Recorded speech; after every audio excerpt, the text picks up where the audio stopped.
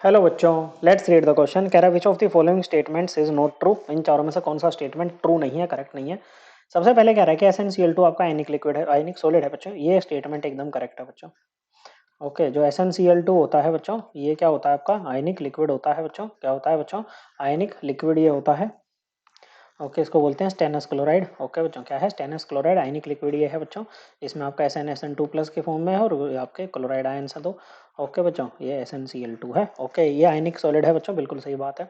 फिर कह रहा है कि जो SnCl4 है बच्चों, ये रिड्यूसिंग इन नेचर है बच्चों। देखो SnCl4 की अगर बात करें ना, तो इसमें इसका ऑक्सीडेशन नंबर कितना आएगा? एक्स मान लो बच्चों, जो 4 क्लोरीन है, क्लोरीन का -1, तो x plus 4 into -1 equal to 0 put करेंगे, न्यूट्रल कंपाउंड है तो x की वैल्यू क्या आ जाएगी? +4 आ जाएगी। क्या आ जाएगी बच्चों?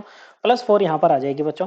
तो अगर टिन की बात करें ना, तो टिन आपका ग्रुप 14 का एलिमेंट है। ग्रुप 14 में अगर बात करें, कार्बन है, सिलिकॉन है, जर्मेनियम है, टिन है और लेड है आपके पास में। और इनकी जो जनरल वैलेंस शेल कॉन्फ़िगरेशन होती है वो होती है NH2 NP2। ओके बच्चों, 4 इलेक्ट्रॉन होते हैं वैलेंस शेल में। तो ये अपने 4 इलेक्ट्रॉन बॉन्डिंग में भेज सकते हैं आराम से, और +4 वाले ऑक्सीडेशन स्टेट ये शो कर सकते हैं, कोई दिक्कत नहीं है बच्चों अपने हैलाइड्स में। ओके, तो अगर टिन की बात करें, तो टिन अभी हमें +4 स्टेट में दे रखा है। किसमें दे रखा है? ऑक्सीडेशन स्टेट इसका +4 है।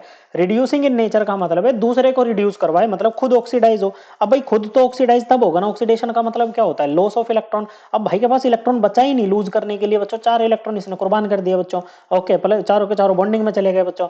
तो ये क्या रिड्यूसिंग इन नेचर होगा बच्चों? क्या ये दूसरे से इलेक्ट्रॉन एक्सेप्ट, सॉरी, दूसरे दूसरे को इलेक्ट्रॉन दे पाएगा? नहीं दे पाएगा बच्चों। तो ये स्टेटमेंट तो इनकरेक्ट हो गई ना बच्चों।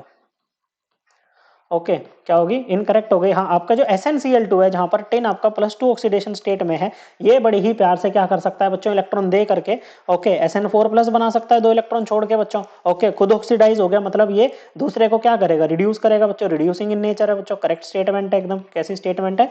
करेक्ट स्टेटमेंट है। और वैसे भी बच्चों, अगर जैसे हम बात करें तो ये अगर पॉजिटिव में ग्रुप 14 के एलिमेंट्स दो टाइप के, दो ऑक्सीडेशन स्टेट शो करते हैं, +2 और +4। ओके, +2 की stability down the group increase करती है, +4 की क्या करती है? डिक्रीज करती है। तो SN2 प्लस आराम से SN4 प्लस में चला जाएगा, कोई दिक्कत वाली बात यहाँ पर नहीं है बच्चों। फिर कह रहा है कि SnCl4 is a covalent liquid. बिल्कुल सही बात है बच्चों, SnCl4 हमारा एक कोवेलेंट लिक्विड होता है। अब देखो, SnCl2 आयनिक है, SnCl4 कोवेलेंट है। देखो, इसको हम फेजान्स रूल से समझ सकते हैं। ओके, दोनों में ही जो बॉन्डिंग हो रही है वो किसके बीच में हो रही है? टिन और क्लोरीन के बीच में हो रही है बच्चों। ओके, तो देखो SN2 प्लस है बच्चों। ओके, इसके सामने भी आपका क्लोराइड आयन है। ओके, SN4 प्लस है, एक बार को ऐसे ही मान लेते हैं इसको। इसके सामने भी आपको आपका क्लोराइड आयन है। लेकिन एक बात बताओ बच्चों, ज्यादा पोलराइजिंग पावर किसकी है बच्चों? ज्यादा पोलराइजिंग पावर तो आपकी SN4 प्लस की है ना बच्चों। पोलराइजिंग पावर क्या होती है बच्चों? कि कितना कितना आपका जो गिवन कैटायन है, एनायन के इलेक्ट्रॉन क्लाउड को वो कितना अपनी तरफ पोलराइज करेगा बच्चों। ओके, तो SN4 प्लस की क्योंकि पोलराइजिंग पावर ज्यादा होती है, तो एक तरह से बच्चों यहाँ पर कोवेलेंट करेक्ट, कोवेलेंट नेचर ज्यादा आएगा ना बच्चों, और इतना आएगा कि कोवेलेंट ही बन जाएगा। ओके, तो यहाँ पर ये आपका कोवेलेंट होता है बच्चों SnCl4। ओके, और SnCl2 आपका कैसा होता है? आयनिक होता है। हमसे पूछा है कौन सी स्टेटमेंट करेक्ट नहीं है, ये वाली भी करेक्ट है बच्चों। तो दूसरी वाली कि SnCl4 is reducing in nature, ये करेक्ट नहीं है। तो करेक्ट आंसर है ऑप्शन 2। आई होप आपको एकदम क्लियर हो गया होगा। थैंक यू बच्चों।